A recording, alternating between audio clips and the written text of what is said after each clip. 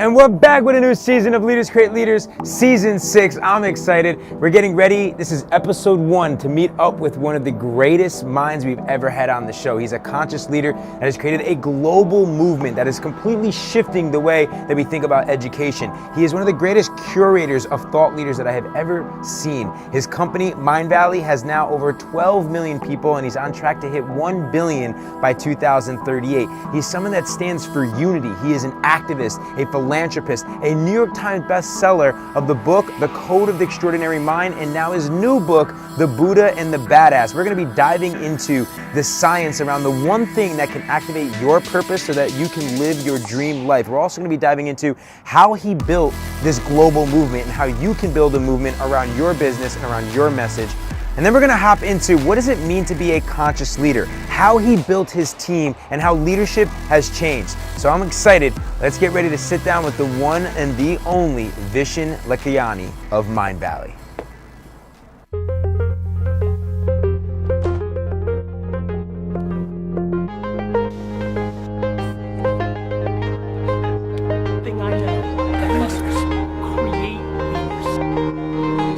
The term for those young entrepreneurs.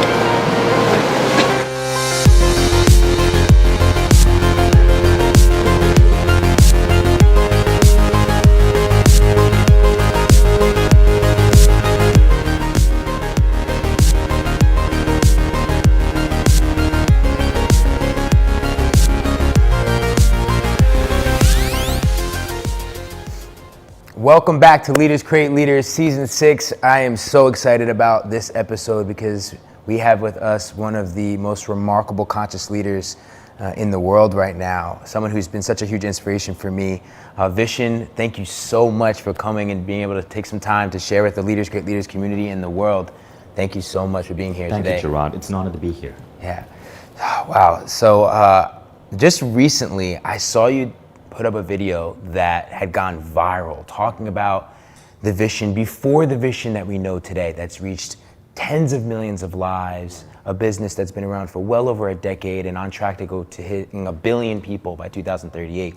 And I was so inspired by that because a lot of times, especially the millennial generation, we get to see the highlight reel on social media, but we don't actually get to see what it took to get there. So before we get into, how Mind Valley became the movement it is today, talk to me a little bit about what it was like when you first were growing up and that moment when you decided at Microsoft to quit and not even shake Bill Gates' hands. Well, Presley, that makes it sound like I had a thing against Bill Gates. Yeah. No, what happened was that growing up in an Asian family, there's this focus on becoming an engineer or a doctor or a lawyer. Yeah. And if you don't, then you're option 4, which is family failure. Right. And so I grew up with the idea that to truly be successful in life, I had to fit into one of these boxes. So the box I picked was engineer. Right. So I worked really hard. I went to computer engineering school, racked up this massive tuition bill, and finally I got a job at Microsoft. And that was the end goal. You see, in 1998, working at Microsoft would be like working at Apple or Google today. So it was every young engineer's dream. But what happened was, within 11 weeks of working at Microsoft, I realized that it just wasn't my dream. I was bored. I had no passion for the job. The company treated people so great. I remember Bill Gates invited all the interns to his home. He was cooking burgers for us. Yeah. I don't think they do that right now anymore, but that was the way it was in 1998. I remember being at Bill Gates' home and I couldn't shake his hand. All the other interns were lining up to shake his hand because I knew that I didn't belong there. I knew my heart wasn't there, but I was too chicken to quit. So I decided to get my job fired by deliberately playing computer games. And again, I was 21 years old. I was an idiot. Right. I decided to deliberately play computer games all day in my office. I had a private office at Microsoft till my manager caught me and I wanted to be fired. And so I got fired. And now I didn't have to tell my dad and my mom that I quit. I could just say I got fired, which in my, again, 21-year-old brain seemed like a more rational choice. So I quit Microsoft. I had no idea what I was doing, and that started possibly, 10 years of trying to figure stuff out. 10 years bouncing back and forth, experimenting. It was only 10 years later, in 2008, that things began to click. Wow. And for that 10 years, I always felt like I was behind all my other friends who had the successful jobs, who were climbing up the corporate ladder. Now, what tends to happen is when you are able to step away from what I call the culturescape, which is the preset notion of rules and society's beliefs and rituals on how we need to function in life, what often happens is that your acceleration may be a little bit slower. But in that time, in that journey in the wilderness, you might find that thing that clicks. And when you find that thing that clicks and you find the thing that's different from everyone else, you now have an edge because you're different. And that edge could take you really, really, really far. So for that 10 years, from 1998 to 2008, I was way behind almost everyone I graduated with. In 2008, because I'd had 10 years of experimenting as an entrepreneur. First company failed, second company failed, third company failed. In 2008, something clicked, and then boom, everything took off. But it took 10 years for that rocket ship to take off.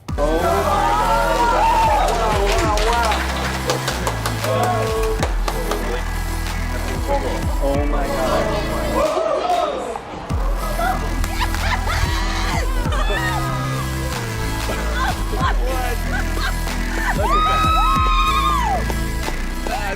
It didn't happen overnight. Wow. And I think that's the main lesson over here, right? Elon Musk once said, entrepreneurship is like crawling into a dark abyss and chewing glass. I don't think it was that bad, but it still was 10 years of insecurity, of self-doubt, of seeing your first company fail, then your second company fail, of being in a car accident, not having enough insurance, of being literally homeless because I couldn't pay rent, of so much shit before things start taking off. I remember reading in the book, you had even at one point, you were living with your buddies as well, and you had like a girlfriend come over and were insecure that, that this wasn't even your place. Oh yeah, I lived in an apartment in New York. Yeah. I couldn't afford my own place, so it was an apartment. We had a curtain separating my side of the apartment with the other guy. His name was James, good roommate, but his side, we couldn't afford normal curtains, so it was a pink shower curtain, the cheapest curtain we could buy. So I remember when my girlfriend, whom I ended up marrying, came over, like that was the wall that separated our privacy from the guy next door. So that was part of that 10 years of trying to figure stuff out. I was in New York, living below the poverty line. But you got to go through that sometimes, right? Success, not everyone is going to be Mark Zuckerberg. Not everyone is going to find success at 25. A study showed that most people finally figure it out. Can you guess at what age? 38. I was going to say 40. 38. 38 is when it starts making sense. Wow. Why is that? Do you believe that a lot of it does? Because I know you talk about the culturescape, but it's a lot of this conditioning. Right. So how do we uncondition to find our true purpose? Right. Okay, so there are a couple of things which I figured out. So the first thing is, the word culturescape is a word I coined in my first book, The Code of the Extraordinary Mind. Culturescape is defined as that tangled web of beliefs, rituals, ideas that that surround us. And like a fish swimming in water, a fish doesn't know it's in a substance called water. We don't know that as human beings, we are living in two worlds. There's the physical world, like this chair. Then there's the world of beliefs, ideas, rituals. Human beings are not rational. We are irrational. We imitate. In face of a complex world, we imitate. Most people are imitations of what other people are doing. And so most people tend to live ordinary lives. What I suggest in my book is that we can get ourselves, rather than be imitators, to become true artists of our life. I remember once speaking to Don Miguel Ruiz. He wrote the amazing book, Mastery of Love, and he wrote the 4 Agreements. So he's one of the greatest spiritual authors of our time, and all his books are based on this concept called Toltec wisdom. The Toltecs were a people who, in ancient Mexican culture. So I asked him, what is this? What is Toltec wisdom? And he said, look, the Toltecs were artists, and they believe that we all need to be artists of our own life. Most people, however, never become an artist of their own life. They never decide that this is a canvas and you want to put the red here and you want to put the yellow here and you want to smear around the blue and you want to put a giant white stripe. Most people are simply photocopies. And so you're living a life that's photocopied from your dad, from your grandparents, from the people around you, from what media tells you, from what the politicians tell you, from what the education system tells you. And there's nothing wrong with that, but you can do so much more.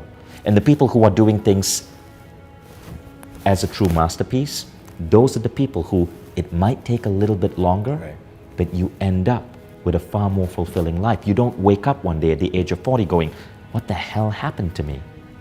So, me giving up my job at Microsoft when I was 21 years old in 1998 was me basically saying, screw the photocopy.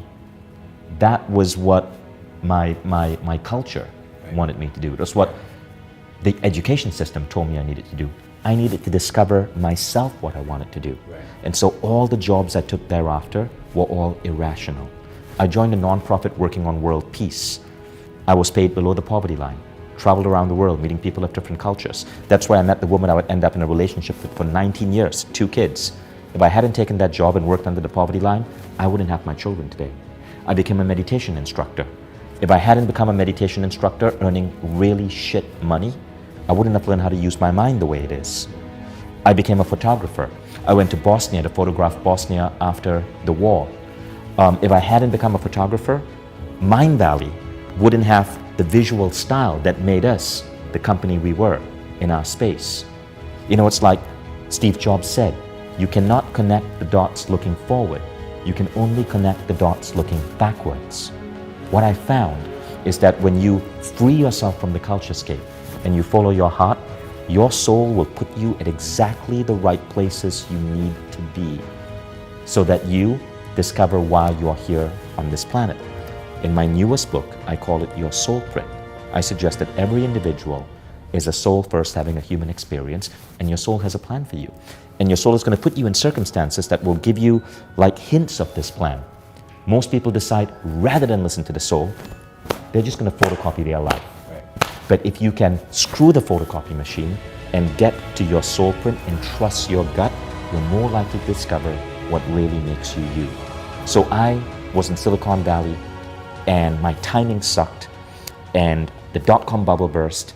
I lost $30,000 I borrowed from my father to start a software company and I was homeless. Literally a friend gave me a sofa to sleep on. I found a bullshit job where I was basically selling technology to lawyers, picking up the phone and just dialing lawyers and having lawyers tell me every single day to fuck off because I was interrupting them in the middle of a busy day. Under so much stress, I took meditation to alleviate that stress. I didn't know that meditation class would lead me to starting a massive meditation company that will soon be worth $1 billion. I joined a nonprofit, traveled around the world. I didn't know that because of that travel, I would meet the woman whom I would have 2 kids with, and my 2 children, Hayden and Eve, are the most important things in my life. I didn't know that deciding to become a photojournalist and going to Bosnia to photograph that country after the war to raise awareness of what was going on would lead me to become really into art.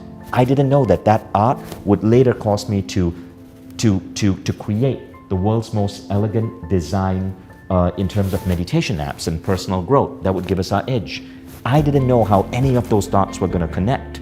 I simply was following where I felt my heart needed me to be. And I think people have to get this. You do not have as much control over your life as you think you do. Spiritual philosophers say your life is about half intention, it's half destiny, or what your soul wants you to be and where your soul wants you to be. And when you can trust that, and listen to your heart and listen to your intuition, you're more likely to follow the right breadcrumbs to who you're really meant to be. Wow, that's so profound, and I believe in that. I really do. And I feel like it's sometimes it's getting out of your head and really tapping into your heart. And a lot of people don't know necessarily how to be able to do that. And I think that I've, over these last, I would say, maybe 3-4 years, I've really tried to build a relationship with my gut, my intuition, like, because it all tells us, it always says like, but like a lot of times we don't listen because that fear, that ego kind of steps in. So, how have you built a relationship with your intuition, and what are your thoughts on ego? Right. Well, firstly, ego is a construct that doesn't exist in my world. I'll come to that in a moment. Let's go to the first one, intuition. Intuition is one of the most important things we need to learn, but our schooling system completely beats it out of us. But if you truly look at men and women who are making a massive impact in the world, intuition is always there. I remember speaking to a guy, actually I think I can say his name, Richard Branson. And I remember being in a meeting with Richard Branson once. It was a mastermind of entrepreneurs, and he shared something really interesting. The host of that mastermind asked him, Richard, you have something like 300 different projects and companies, all with different partners. How do you know who to trust? And Richard said something interesting. He said, within 60 seconds of shaking someone's hand, I just know. I can't explain it, but I just know, right? And then I remember reading Walter Isaacson's book on Steve Jobs. And Isaacson said, Jobs believed in intuition or prana. He went to India, he backpacked through India. He believed in a different intuitive way of understanding the world. Jobs was called a magician genius. He came up with ideas that were so mind-blowing. They didn't exist in the world. He invented radical new things, not incremental innovations, but things that were completely new. Yeah. Like, what was that incremental innovation before the iPhone or the iPod? These were huge leaps of the imagination. Again, intuition. And in the Stanford address, he did say, listen to your heart and intuition. They somehow know who you are meant to become. Again, you can't connect the dots looking forward. You can only connect them looking backwards. So you have to trust that the dots will somehow connect in your future.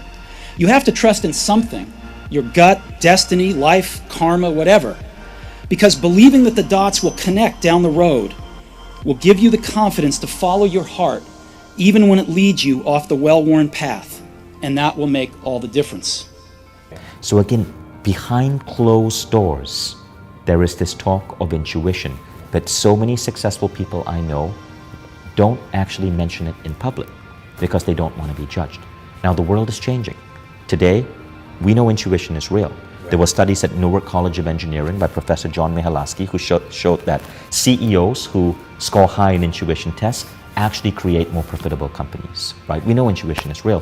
What was your intuition that made you set up Elite Daily? How did you know it was going to take off? I didn't. I followed my heart. I felt that, any great idea a lot of times stems from something that we wish existed in the world. So why not us? Exactly. And why not believe that we can, have the opportunity to create that and be that person, right? Exactly. So for me, that's what it was. It was like, I wish this existed. I wish there was a publication that spoke to millennials, for millennials. Like, why not us? And it was being a little naive, and it was stepping into the unknown and stepping into the uncertainty that, it's okay to not necessarily have all the answers or have all the plan. In fact, most of the times when you do plan, it never ends up being that plan anyways. And that's really true. There was a study on intuition that showed that, so they took two groups of people. One group of people researched for around 6 to 8 hours the car that they were going to buy. The others were forced to make a quick decision. They intuitively just decided on the car they were going to buy. Now, after 30 days or so in the study, I don't remember the exact time period, but they found that the people who made the quick decision were happier with their purchase than the people who put in hours of research.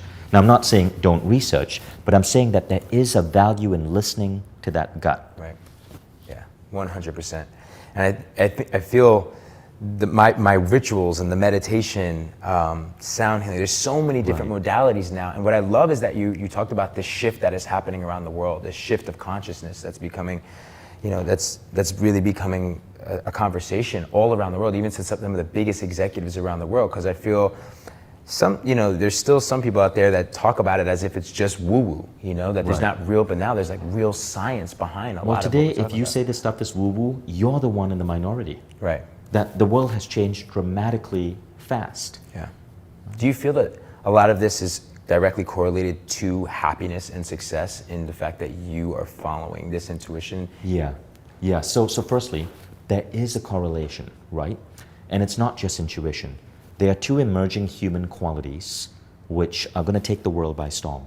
And we're only just starting to study these qualities. Intuition is the first one. And intuition is not just a gut feeling. I just got back from India, where I visited an ashram, and I saw some crazy things, Gerard.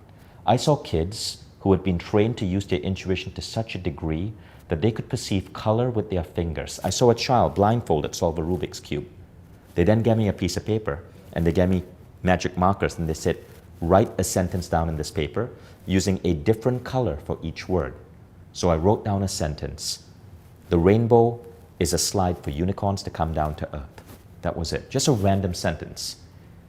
The blindfolded girl then, using her intuition, wrote down exactly what I had written down with the exact same color for the exact same word. Whoa. So they're using this to teach blind kids to read. Now, I'd heard about this type of thing. I thought it was a scam. I thought it was baloney until I witnessed it, right? This is how deep intuition can go. Now, we're going to start seeing that more and more and more and more and more. More and more schooling systems are starting to teach intuition. In Japan, there are now kindergartens that you can enroll your children in. I think it's called the Shishida method, where they teach children intuition. And it's remarkable. It's a gut thing. So this is one emerging human quality. There's a second one. And that second one is the idea that our mind can influence reality. We can create synchronicities, coincidences. We can accelerate movement towards goals. Again, if we go back to Steve Jobs, and I'm using him as an example because he's probably the greatest CEO the world has ever had. He built the biggest company in the world. In the book, Steve Jobs by Walter Isaacson, Isaacson doesn't just talk about intuition. He talks about Steve Jobs' ability to bend reality. The word bend reality is used 3 times in that book. Wow. I believe this is what Jobs was doing. And it's not just Steve Jobs. Like so many remarkable men I know and women, they report that life gets really easy for them. They move into these states of flow, these states where they just know, and everything appears easy. And I believe we can train people to get to these states. Wow. What are like the beginning steps for someone that's like watching right now that feels lost, that feels confused, that feels like they're not living out their soul's purpose, they're not tapping into that soul print, you know, and they crave that. They know they're meant for more. They want to make a difference in the world. They just don't know how to get out of their own way. Because that's usually a lot of times what it is. And that's why I talked about ego before, because I feel like a lot of times ego is the thing that kind of gets us in our own way of telling us we're not good enough, or that's where the fear lies, or that's where the uncertainty is, or the doubts, or the conditioning from our parents and our ancestors. So how do you get out of your own way and not allow the ego to make those decisions and start to really tap into what that soul set has? Right. Okay, so the first thing is you have to have a meditation practice. And again, there are now so many studies on meditation and the positive benefits of meditation, right? If you aren't meditating, you don't know what you're missing. It's like today, not meditating is like living life with no exercise. It's just not good for you. But when you meditate, that's when you start being able to grow your intuition. That's when these intuitive impulses come. Now, the problem is most people meditate wrong. They think it's about clearing your mind. They think it's about focusing on your breath. Not necessarily. Those things help. But ultimately, you can meditate.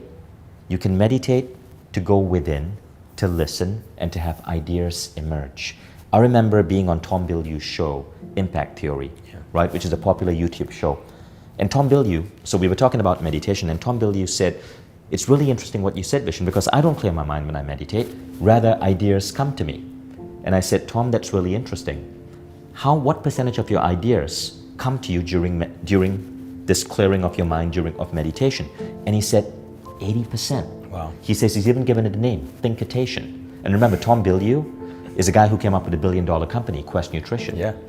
So he didn't say he comes up with ideas in the boardroom with a group of strategy consultants. He says it's true meditation and these thoughts flowing. Now it's the same with me. Yeah. When I'm meditating, that's when the best ideas come to me. The question is, where are these ideas coming from? So Edison, there's a famous story about him where he had 2,300 patents, something like that. But there's a story where he would sit down and hold a metal ball in his hand and drift off to sleep. Edison was famous for his naps. And when he'd fall asleep, his hand would drop. Yeah, his hand would drop, the ball would hit a metal plate, creating a loud clang that would jolt him awake. Now what Edison was doing was he was dipping into altered states of mind. Right. There's a label for this, it's called theta, it's the theta frequency. He was dipping into the theta frequency, which is what you go into when you're doing an afternoon nap to get ideas. This is why so many people have insights in their dreams. Right. So Edison was doing that. Now that is intuition. So many great scientists and inventors and artists and creators talk about that. Right. The ideas are already there.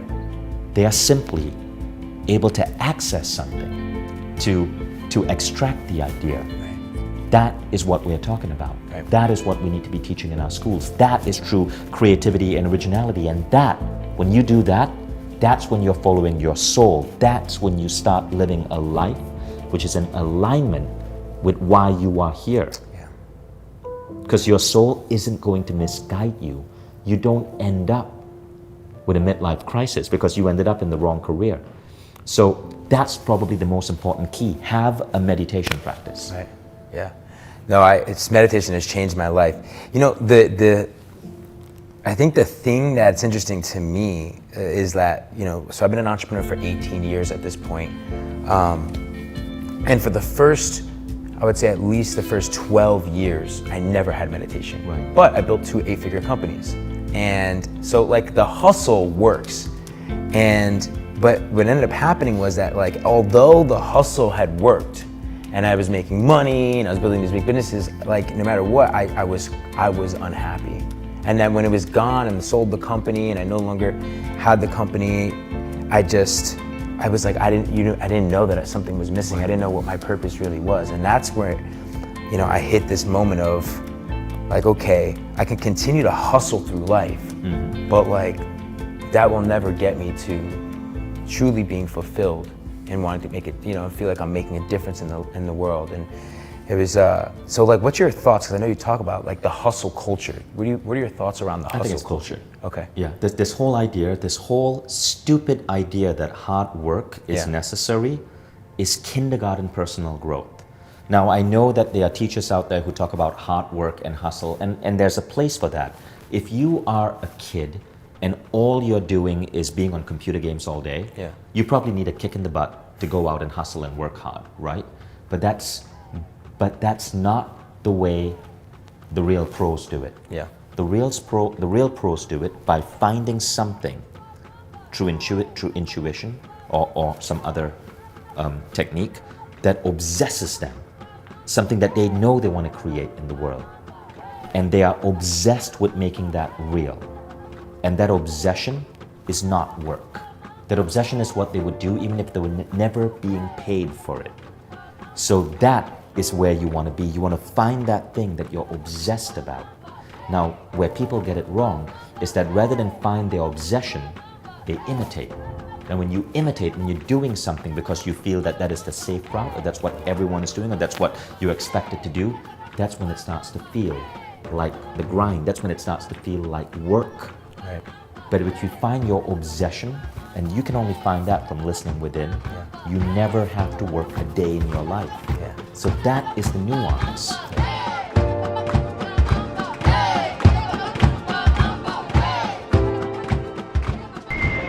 What's up, guys? So check it out. Just got to Kuala Lumpur. You know, gotta be careful of that coronavirus. We out here, episode 1, Leaders Create Leaders. I'm about to head over to the office, world-class office of Vishen and Mind Valley's headquarters. I'm so excited. He designed this office, and I think it's the coolest office to work from that I've ever seen. And that's something that's so important to me after building my last company, Elite Daily, 200 employees. Like, the culture we built around our office was everything. That is what helped us to really truly build and just scale our business, because people loved and enjoyed and had so much fun working at our office. I mean, our first office was literally in my apartment. Then we upgraded and got into an incubator that was a firehouse that was gutted. Really, really cool. And then we finally got our own big office that we designed. Artists came and did graffiti. We had Buddhas. People would skateboard through the office. Pizza Fridays. you know, we did so many great things. So I'm so excited. Let's get over there and go meet up with Vishen and see the whole Mind Valley team and what they've created. Let's go.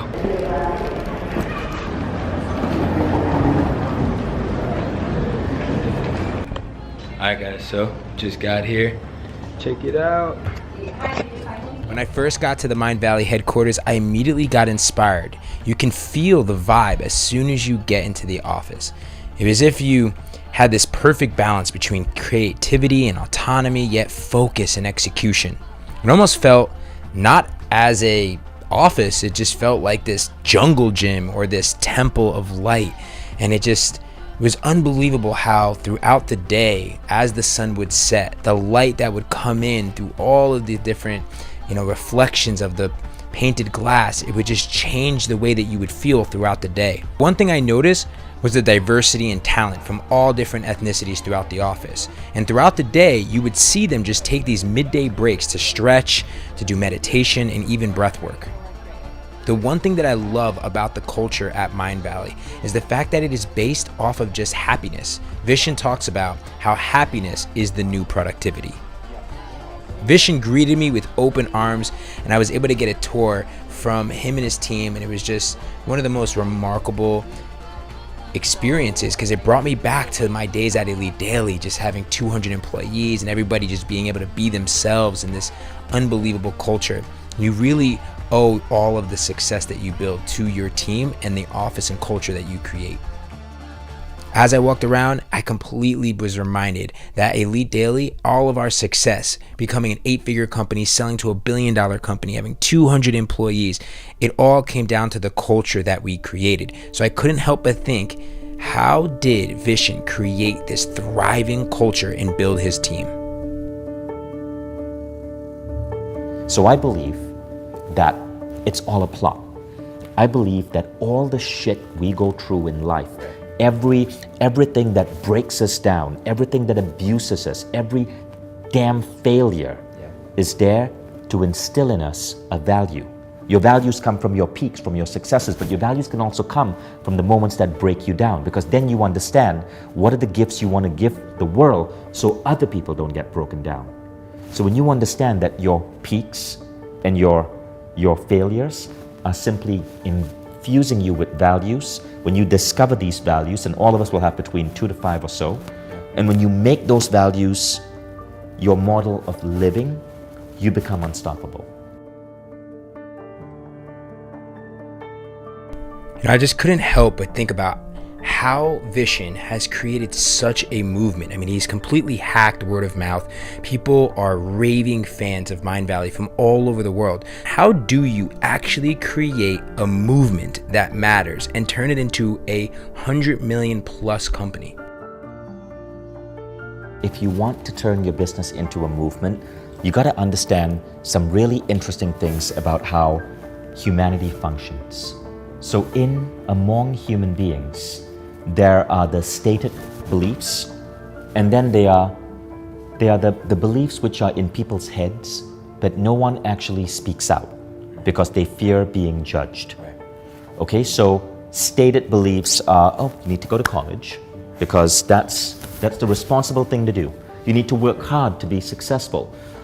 These are all common stated beliefs. It's what the media, it's what governments, it's what advertising amplifies. And they have to amplify that because, the media wants an audience, so the media will always go with stated beliefs. But as human beings evolve, unstated beliefs emerge. People are just afraid to speak them out. Now, leaders, according to Tim Urban, who writes this incredible book called, he writes an incredible blog called Wait But Why, and on his blog he publishes his book. So he has a book out called The Story of Us, and it's about the beliefs of Americans, right? He says that true leadership is being able to understand what people are thinking but afraid to say, and then to say it for them. And when you time that right, when you time that exactly right, you're certainly giving people's unstated beliefs a voice, and they follow you. And that's how you start a movement. So for example, when Bill Clinton was running for, I think it was Bill Clinton was running for president, and someone asked him, or he was president, and someone asked him, did you ever smoke marijuana? And he goes, yeah, but I didn't inhale. right? Because, so that was a stupid response. He just got slammed for that. Now, when they asked that to Obama in 2008, did you inhale? He said, yes, that was the point, right? Yeah. What Obama did was he took a belief that people already had in the back of their mind, like marijuana was becoming more acceptable, and he stated it. And all of a sudden, people started following him. He became a breath of fresh air. I mean, today, marijuana is legal in like 30 different states, but Obama was one of the first people to help accelerate that by taking what was an internal belief and giving it a voice. That is leadership, but you got to time that. Now, you can use that for good or you can use that for evil, okay? But if you time that well, people follow you. Wow. So what I'm doing is I'm taking what I'm predicting is going to be a common belief and I'm publicly stating it. And that is intuition is real. And that this is the most valuable skill we can teach people. And so that is one of several beliefs that I'm jumping onto. The other thing which I'm observing right now is that people are becoming aware of how big food companies are lying to the public. Right. And so I'm producing a lot of videos exposing these companies, whether it is Ferrero Rocher or Coke or Nestle. And these videos are going massively viral across the world. I'm taking what was an unstated belief and giving it a voice. Wow. Powerful. Really powerful. And it's like so much of our culture has been filled with lies, you know, and no one wants to call it out. Everyone's scared. Right. So I love that. And I want to talk to you about leadership because we're talking about that a little bit, but like, how do you feel leadership is shifting? And does that relate to the new book, The Buddha and the Badass? Before we go any further, I wanted to just show a clip that I found of Vishen answering the same question over 10 years ago when he first started Mindvalley. Sure. What is your view of leadership? You know, what do you think leadership constitutes, and you know, what's your take on leadership? Now, before I actually started running a company and before a company started getting successful, my definition of leadership was basically this. It came from Eisenhower. A leader is someone who makes people do things you want done because they want to do it. Okay. Right now, I see this as a rather primitive idea of leadership. Okay. To me, leadership is far more than that. It's recognizing that every individual has within them the power to be as powerful, influential, brilliant, and magnificent as you, as the leader. Your job as the leader is to simply remind them of this power and show them that ability that they have within them. And that's how I've changed my definition of leadership. Right now, in my company, what I do is I empower people. I think leadership is basically the act of moving people's belief system towards beliefs which are more aligned with unity. So what I mean by that is bringing the world closer and closer and closer together to each other, to basically bridging the world across cultures, religions, nationalities, ethnicities. And if you're doing that well, you're moving the human race forward. If you're not doing that, if you're creating division, you can still be a leader. Look at what that idiot Boris Johnson has done with Britain, or what Trump has done to America. They are still leaders, but they are not necessarily the best leaders. They are creating division. Right. Now, I don't believe in being political. I believe in stating the truth, right? Mindvalley stands for unity. We are 100% at all times going to be against politicians which use division to win votes. Right. That's just how we roll. If you don't like that, don't buy from us. Don't enroll in our programs. But when the next election's coming up, we're going to do everything we can to ensure that Americans wake up and that and we get to cost Trump as many votes as possible, because he's bad for the planet, bad for the world. Likewise, Brexit was one of the stupidest things a nation could do to itself. We were completely against that. I'm 100% pro-European Union, and I'm an EU resident. So I fight for unity. Unity needs fighters too.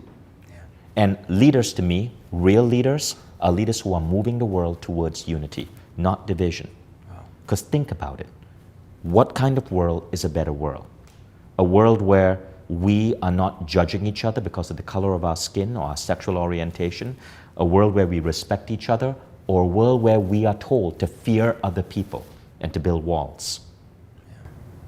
How can every single person become a leader? the biggest thing is you must have the right compass, right? You must be able to know what are ideas which are good for the human species, and what are ideas which are not necessarily good.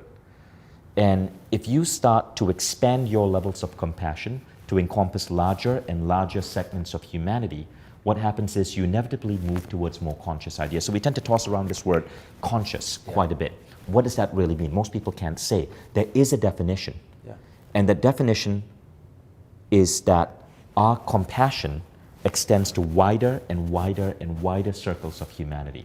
So there are a lot of people who are Trump supporters who are kind and compassionate, but all of a sudden when they are told to think of Mexicans or people who are non-Americans, they become slightly judgmental. But that's not them. They were trained to fear. They were trained to hate. So if you want to truly get conscious, you expand your compassion beyond any artificial barrier, beyond your race, beyond your nationality, beyond your religion. You expand beyond these barriers and you encompass as large a segment of humanity as possible.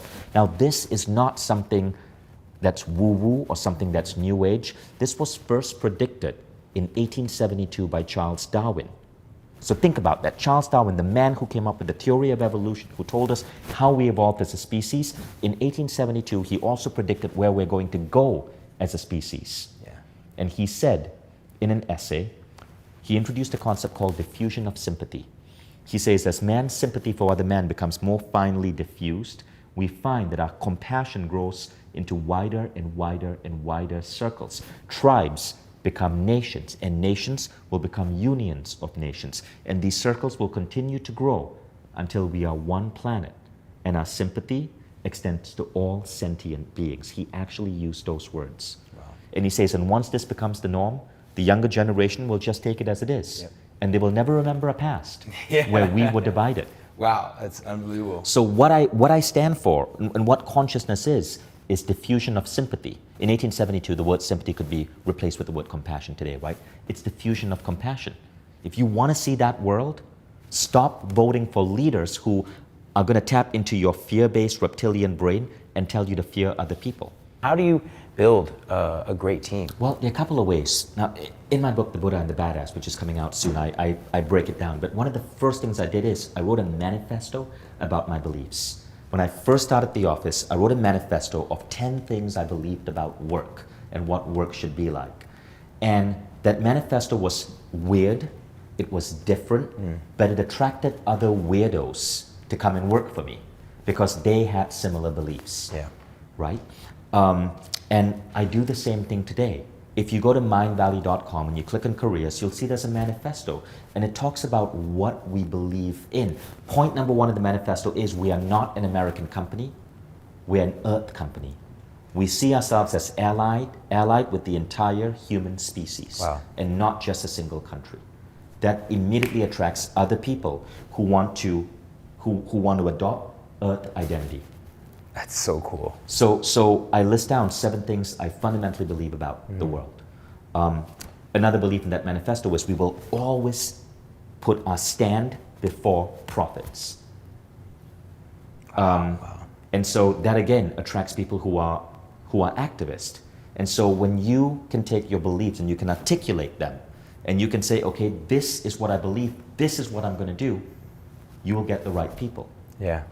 Has that evolved over the last 10 years, that manifesto? Yeah, it's definitely evolved. The early manifesto had things such as work should be fun. I don't believe in that anymore. Sometimes I believe, work doesn't have to be fun because you have something, but it can be an obsession.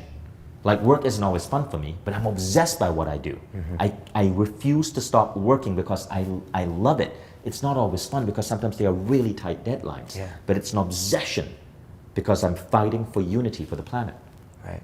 And so the manifesto can change, but you're always attracting the people who are aligned with you. And that's a really important thing. Wow. Vishen, I would love to get some advice from you. As a founder and a CEO, one of the things that I've struggled with recently is being willing to kind of really tap into like what my gifts are, Right. what my zone of genius is, my superpower, and being willing to kind of step away and trusting the team that they can do, they have their role within the team, and being able to kind of take a step back as a leader, trusting them and just doing what I'm great at doing, you know? Sometimes I've caught myself like trying to do too much. Right. And I don't know if many of you that are watching this feel this way, right? You're got your hands in every aspect of the business, and I've always been that way, where I'm like wanting to, have my finger on the pulse of everything: product, operations, marketing, finance, like every single division. And now I'm starting to realize like I really should just kind of pull back a little bit and let my team kind of grow. That's the wrong advice. Wrong advice. Okay, so yeah, I'm trying to wonder like. No,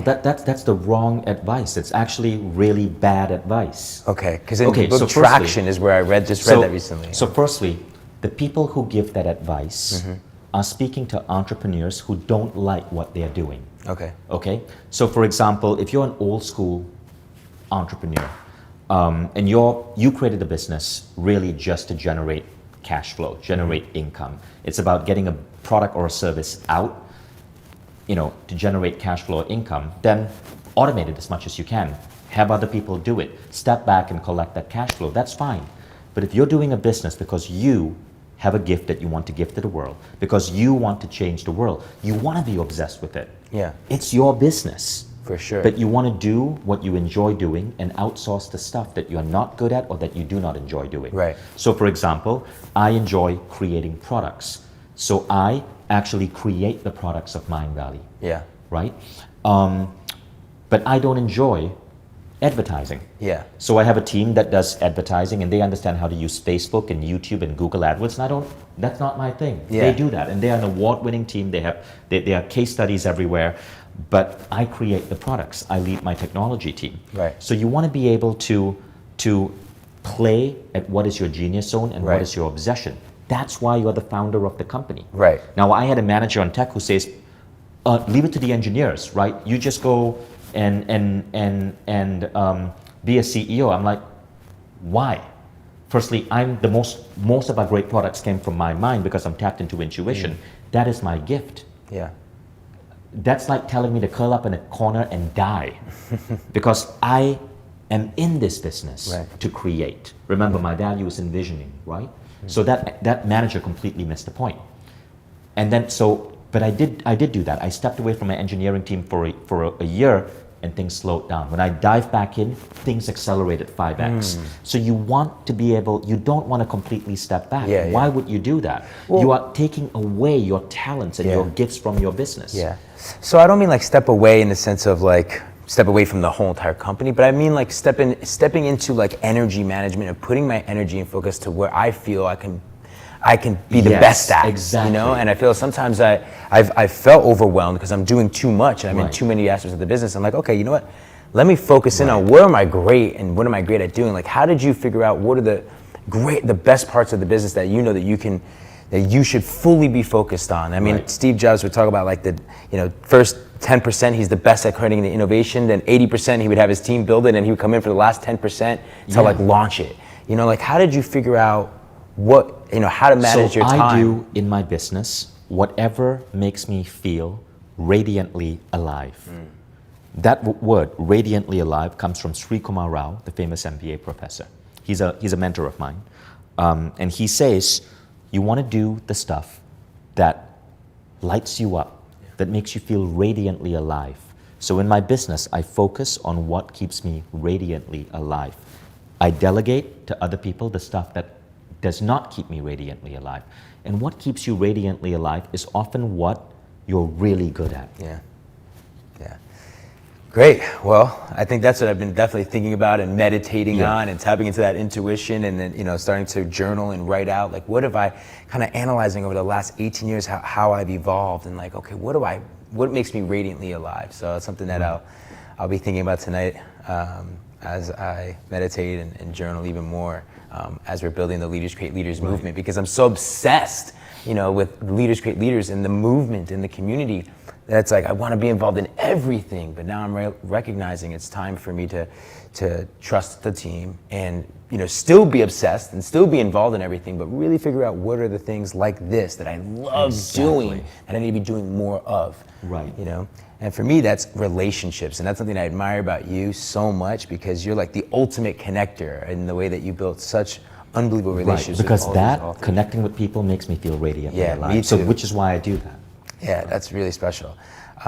And I look up to you for that. There's a lot that I can learn from you, Vishen. Today, I've already learned so much. I've already, you really have been just so kind and compassionate and generous in allowing me to come into your world and see and learn from you. So thank you so much for sharing with us. I guess I have one last question, and everyone answers this a little different. Jay Shetty, our friend, answered it different than Tom Bilyeu, than our friend Lewis. And I guess I would ask you, when you think about legacy, when you think about, you every day giving it your all, but do you ever think about legacy, or do you think about what the legacy of Vishen will be? Yes. Okay. I would love to hear what your take is on legacy, and what is the legacy that you want to leave behind? Well, legacy is not something that you instantly get, right? It's something that you slowly start building up. At one point, 12 years ago, when I was still teaching meditation classes, I thought my legacy was maybe I'll train 1 million people to meditate through books or apps or audios or whatever. Now I know that legacy is different. My idea, my game has evolved. Getting 1 million people to meditate, I've already done that. Now I'm looking at the next thing which I want to leave to the world, and that's bigger, that's significantly bigger. So what I'm working on next is a new method of gamifying the human experience, so that education, real education, the education that truly makes us happy, becomes as addictive as a computer game, as a real world computer game.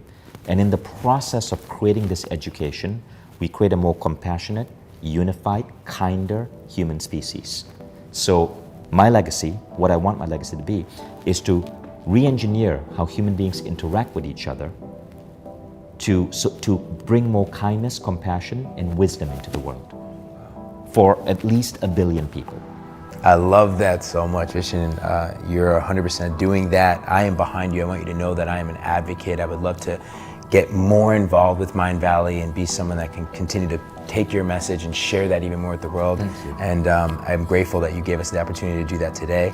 So thank you for being a part of Leaders Create Leaders, Vishen, and it's an honor. Awesome. Thank you, Gerard. Yep.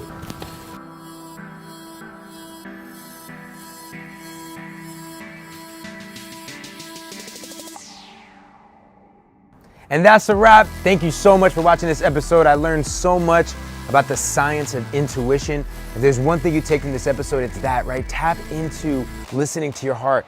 You have a soul set. So it's time for you to start uncovering that and following what's meant for you, following those breadcrumbs, tapping into your gift, tapping into your superpower, living a life that you love, that makes you come radiantly alive. And then remember, it's about being a conscious leader. It's about, spreading that mentality of compassion and helping to create a better world for Earth, for humanity, right? Like, what is your movement? And really understanding that it takes you to stand for something, even if that means you won't be liked. I mean, there were so many nuggets, and I can't believe that Vishen literally started Mind Valley after 10 years of overcoming adversity and failure with just $700, with a pink curtain and a laptop, and was able to turn it into this unbelievable movement that's reaching tens of millions of lives. So I can't wait to see what's next for Vishen. Thank you for watching. Make sure to subscribe, share this with a friend, comment and let us know what was the biggest takeaway for you. And we appreciate you being a part of the Leaders Create Leaders community. Definitely head to leaderscreateleaders.com to see how you can be more involved. And it's your host, Gerard Adams. Peace.